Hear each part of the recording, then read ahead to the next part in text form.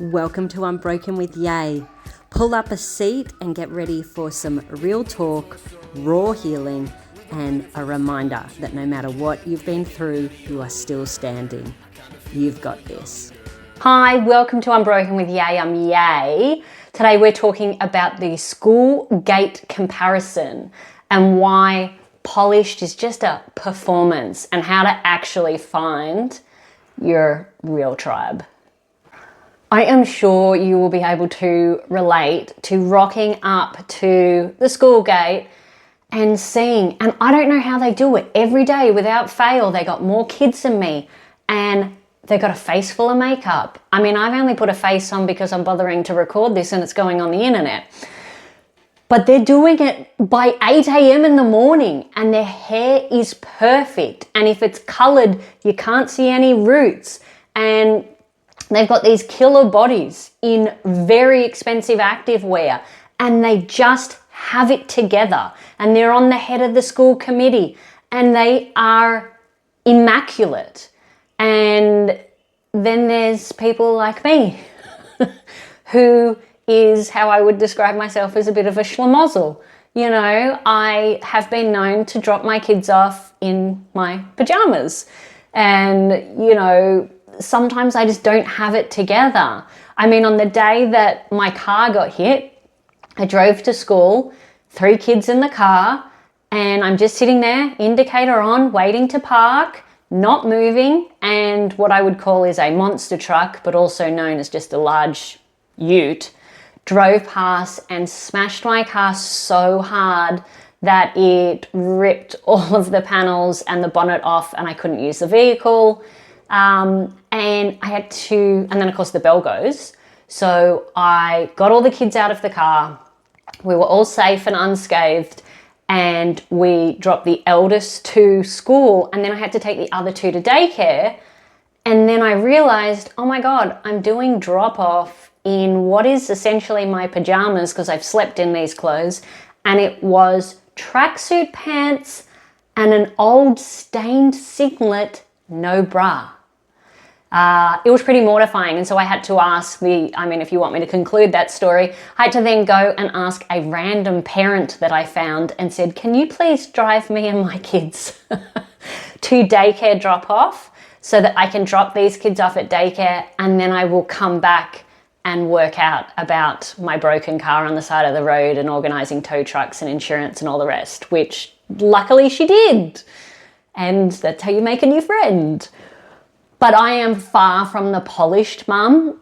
And so if you know that feeling of, it's like looking at the cool kid in school. It just takes you back to like 14 when, you know, I'm there with braces and my hair in pigtails and there are these really mature looking girls the same age as me. They've already got boobs, their hair's straightened and, you know, somehow their dresses, we're all wearing a uniform, but theirs looks cool and they look cool and they've got the right backpack. And, you know, I'm just there awkwardly like, hey, you guys gonna be in the musical this year?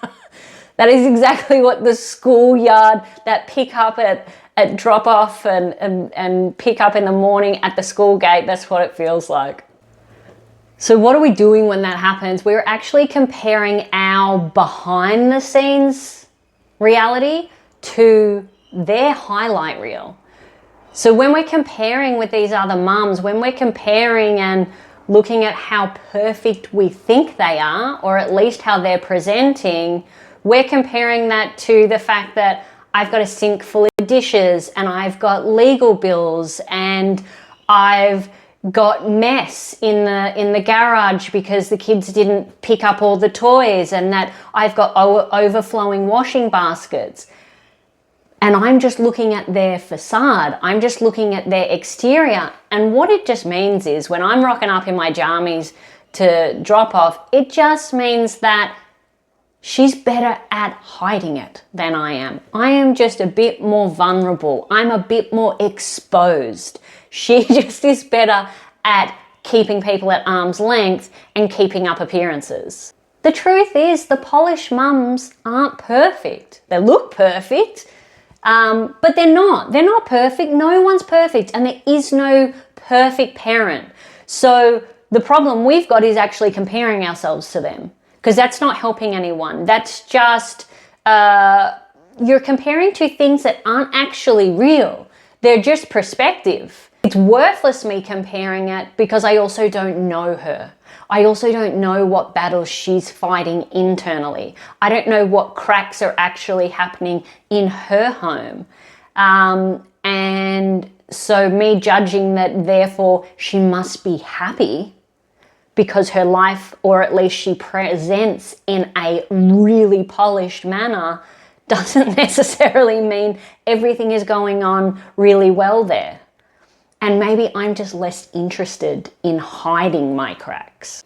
When we compare ourselves to other people, and predominantly when women compare ourselves to other women, oftentimes you tend to retreat because you're like, oh, they're more impressive in whatever way, in whatever capacity. They're more impressive than me.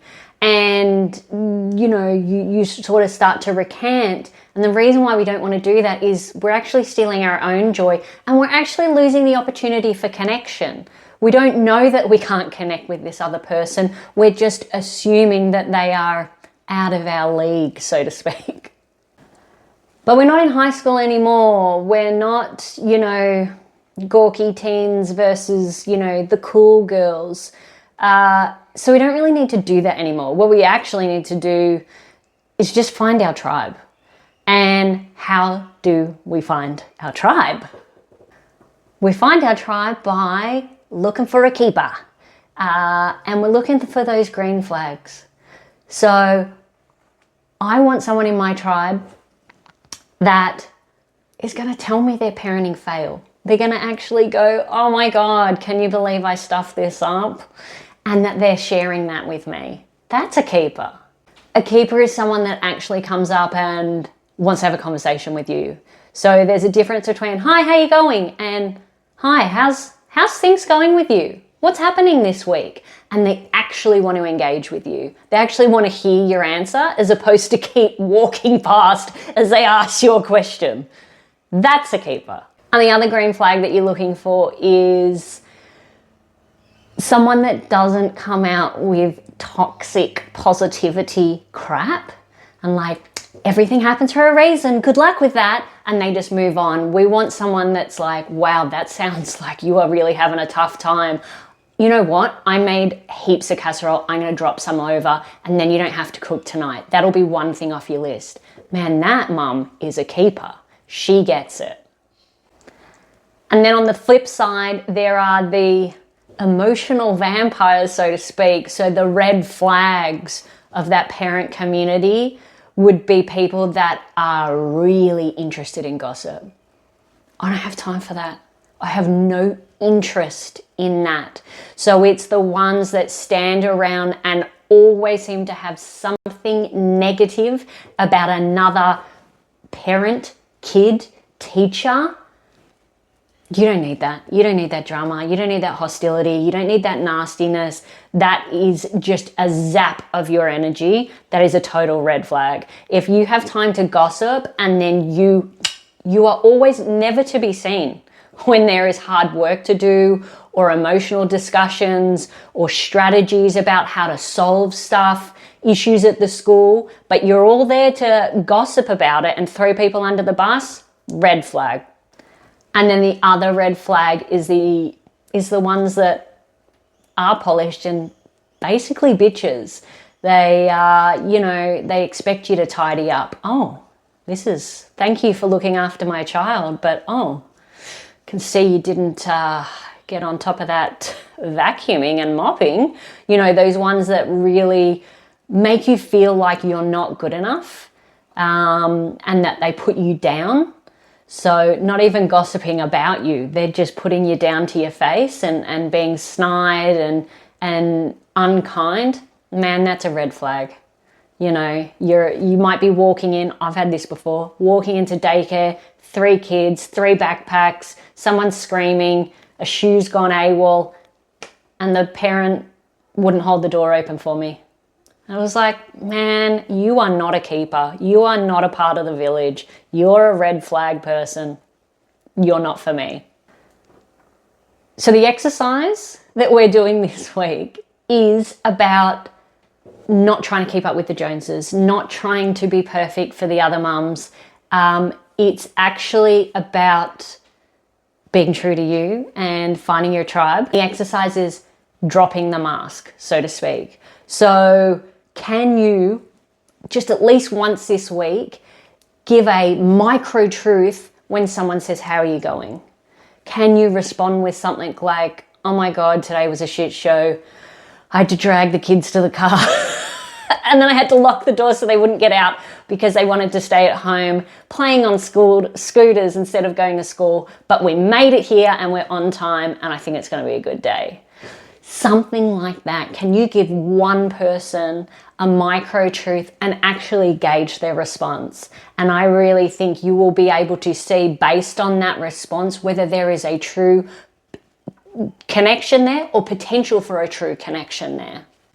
Because the easiest way to know if somebody is potentially a new member of your tribe, your mum community, is when they say things like, me too. So the amount of times I will honestly say how I'm feeling or thinking or what I've just gone through before I've even dropped the kids off, as soon as they say, oh, me too, I had that yesterday, that conversation starts. And it's like, oh my God, I think you may be my people. I think I may be able to be myself with you. I think we may be able to do park play dates and actually really help each other out. As soon as you open up just a little bit and someone says, me too, I'm telling you, you're in. So stop comparing yourself to other people. There's always going to be someone smarter and better looking and skinnier and have more kids or less kids, or there's always going to be something. So don't even start that internal dialogue with yourself. We're wanting to actually find our tribe, and it's all about being open, planting the seeds, and getting to know people that are on our level and genuine and real. For anybody that wants the free downloadable worksheet, that is on my website, which is www.unbrokenwithyay.com.au. Please like, subscribe, share, comment, give me feedback. I'm always happy to include new episodes based on your requests. And remember, you're completely unbroken. You've got this, and we will find our tribe and we'll do it together.